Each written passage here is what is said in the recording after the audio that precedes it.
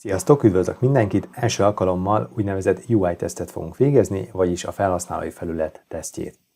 Ez a User Interface fogalom rövidítése, vagyis megnézzük azt, hogy az a grafikus felhasználói felület, ami esetleg elénk kerül, akár amikor a mobilunkat nyomkodjuk, vagy amikor a laptopunkat, vagy egy tabletet használunk, mennyire ergonomikus, mennyire helyesen és logikusan van felépítve.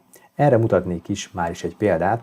Mondjuk, ha dolgozói adatokat szeretnénk rögzíteni, akkor egy ilyen felületet lehet elképzelni, amelyen rögzíteni lehet az adott személy nevét, születési dátumát és egyéb további adatait.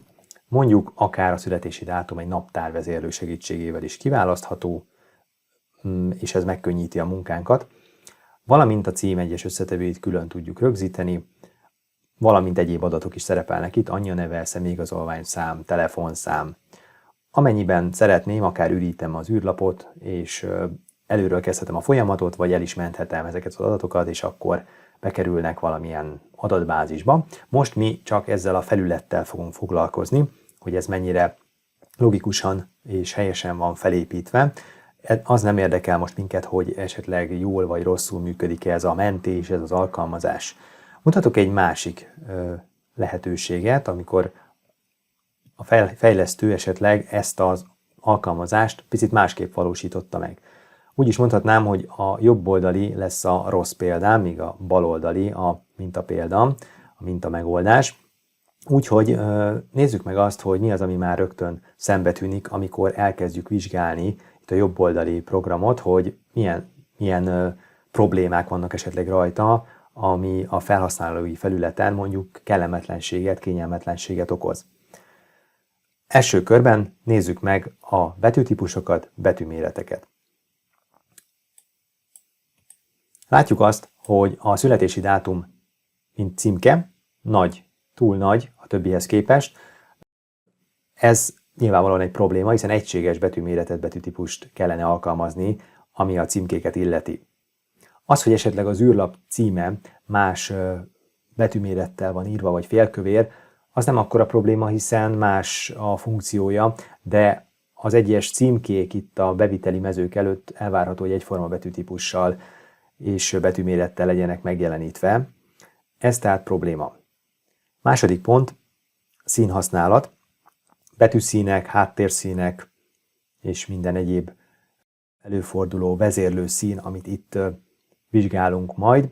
Ugyanis láthatjuk azt, hogy például az anyjaneve mező más háttérszínnel rendelkezik, ami ezt a szövegdobozt illeti, ahová beírjuk ezt az információt. Ez nem teljesen logikus, hiszen ezeknek a beviteli mezőknek egységesnek kellene lenniük, vagyis akkor ennek is fehér háttérszínnel kellene rendelkeznie. Ezt követően a térközökkel, igazításokkal fogunk foglalkozni, vagyis megállapíthatjuk például azt, hogy a jobb oldalon, illetve a bal oldalon is túl nagy margó van alkalmazva, hiszen szükségtelen, kihasználatlan terület ezen az űrlapon, de azt is megnézhetjük, hogy például az egyes vezérlők között a térközök nem egységesek, hiszen nagyobb térköz van alkalmazva mondjuk a születési dátum és a cím mező között, mint a név és a születési dátum között. Tehát az igazítások, térközök kérdésköre, amit most nézünk, és az is látható, hogy mondjuk ez a cím mező itt, ez a cím felirat nincs megfelelően igazítva függőlegesen a mellette levő szövegdobozhoz. Ezen túlmenően persze észrevehetjük azt is, hogy vízszintes igazítással is vannak itt bajok, hiszen nem egységesen, mondjuk jobbra vannak igazítva ezek a címkék itt a szövegdobozok előtt. A másik oldalon, itt a mintapéldában nagyon szépen egy vonalban jobbra igazítva helyezkednek el. Az űrlap alján pedig még mindenféle margó problémát is láthatunk, és ott is szintén ugye a térközzel és az igazításokkal van gond. Az űrlap törlése gomb alatt például nincs megfelelő margó használva, de azt is észrevehetjük, hogy ez a kettő gomb egymáshoz nincs igazítva, valahogyan közelebb kellene elhelyezkedniük egymáshoz, illetve egy vonalban kéne lenniük legalább. Ez is felírható, mint probléma. A következő kérdéskör a vezérlők típusa és mérete.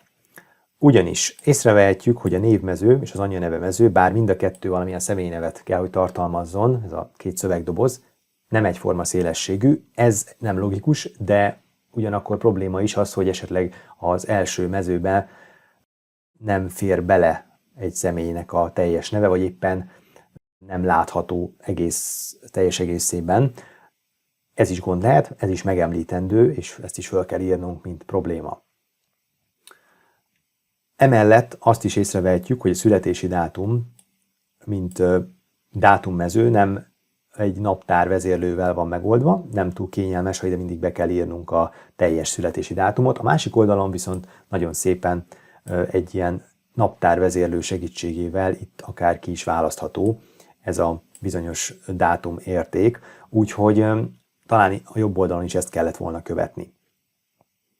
Emellett még azt is észrevehetjük, hogy a címmező a jobb oldalon egy szövegdobozban várja a teljes címet, az a személy teljes címét, míg a bal oldalon szépen különböző részekre van bontva, ami esetleg könnyebbséget jelent, és talán profibb megoldás is. Úgyhogy ez is a jobb oldalon talán egy megjegyezhető kis probléma lehet, hogy miért nincs külön bontva esetleg a cím úgy, mint irányítószám, város, utcaházszám, hiszen akkor könnyebben lehet megadni, esetleg lehet keresni így a városok között irányítószám alapján. Ezt követően rátérünk a helyesírási megfogalmazási kérdésekre. Láthatjuk azt, hogy mondjuk a telefonszám mezőnél egy betű kimaradt, tehát nem helyesen van leírva ez a szó. Az is kifogásolható, hogy az űrlap tetején ez a Form 2 mit akar, nem lett kitöltve teljesen jól, pedig, ahogy a másik oldalon is látható, célszerű lenne valamilyen információt szolgáltatni arról, hogy ez az űrlap mire való, milyen funkciója van, mondjuk, tehát ez a Form 2 semmiképpen sem jó választás, ez valószínűleg elfelejtődött ennek a beállítása. Azt is észre lehet venni, hogy esetleg az igazolványszám mezőre rátekintve nem tudjuk pontosan, hogy ez most milyen igazolványszámot vár el tőlünk. Ez is egy aprócska hiba, hiszen itt rögzíteni, vagyis egyértelműsíteni kellene azt, hogy ez most konkrétan melyik igazolvány, személyigazolványszám vagy valami egyéb. Tehát ez sem egyértelmű, ez a megfogalmazás. Első körben ezeket az említett pontokat érdemes vizsgálnotok egy ilyen felhasználói felületen, nyilván a teljesség igénye nélkül soroltam fel ezeket.